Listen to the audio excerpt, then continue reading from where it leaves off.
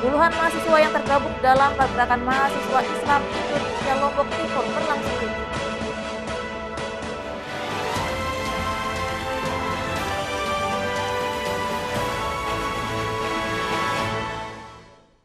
Salam jumpa pemirsa iNews NTB kembali menjumpai Anda. Beragam informasi penting dan menarik akan kami suguhkan untuk Anda. Bersama dengan saya Vita Widya, inilah iNews NTB selengkapnya.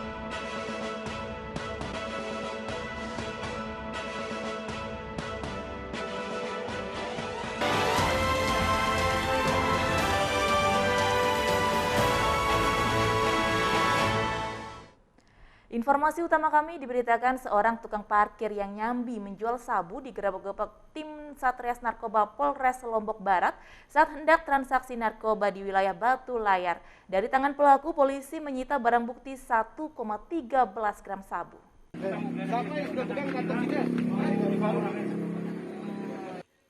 Tim Gabungan Opsnal Satres Narkoba Polres Lombok Barat menangkap terduga pelaku narkoba di Desa Montong, Kecamatan Batu Layar, Lombok Barat.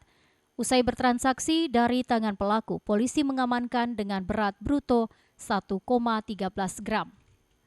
Inilah tersangka berinisial MS, 30 tahun, warga Pondok Perasi, Ampenan, Kota Mataram. Akhirnya berurusan dan diamankan tim Opsnal Satuan Reserse Narkoba Polres Lombok Barat karena kedapatan membawa narkoba jenis sabu di Desa Montong, Kecamatan Batu Layar, Lombok Barat.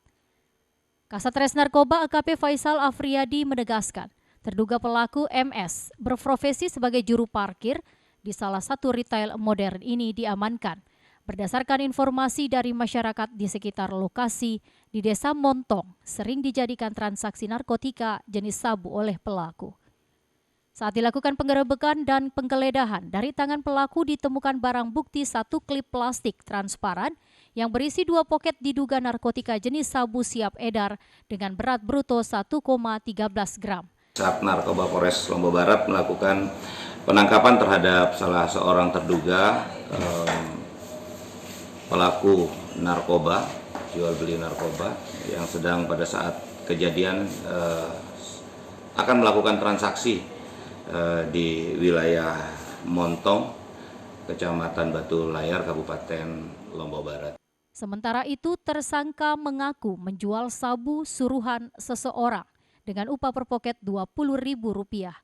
Kini atas perbuatannya, pelaku yang merupakan residivis pengedar narkotika ini dijerat pasal 114 dan 112 Undang-Undang Nomor 35 Tahun 2009 tentang narkotika. Ancaman hukuman minimal 5 tahun dan maksimal 20 tahun penjara.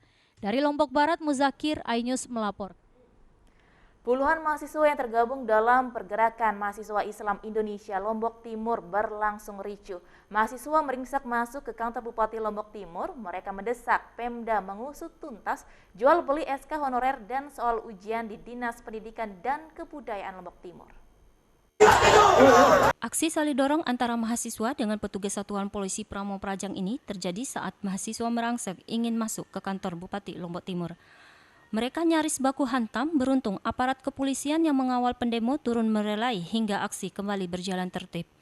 Dalam orasinya, mahasiswa mendesak Bupati Lombok Timur mengusut dugaan jual beli SK guru honorer dan soal ujian yang dilakukan oleh Oknum Dinas Pendidikan dan Kebudayaan.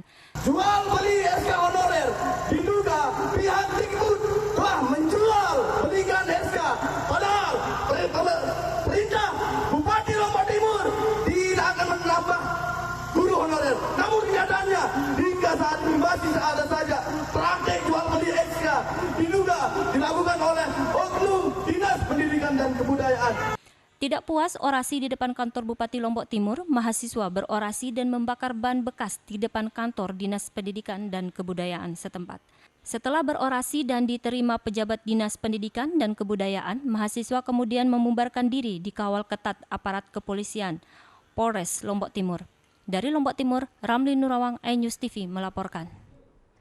Masyarakat mendorong pemerintah dan lembaga penyiaran segera memperlakukan migrasi siaran analog ke digital karena kualitas gambar dari siaran digital lebih jernih dibandingkan siaran analog.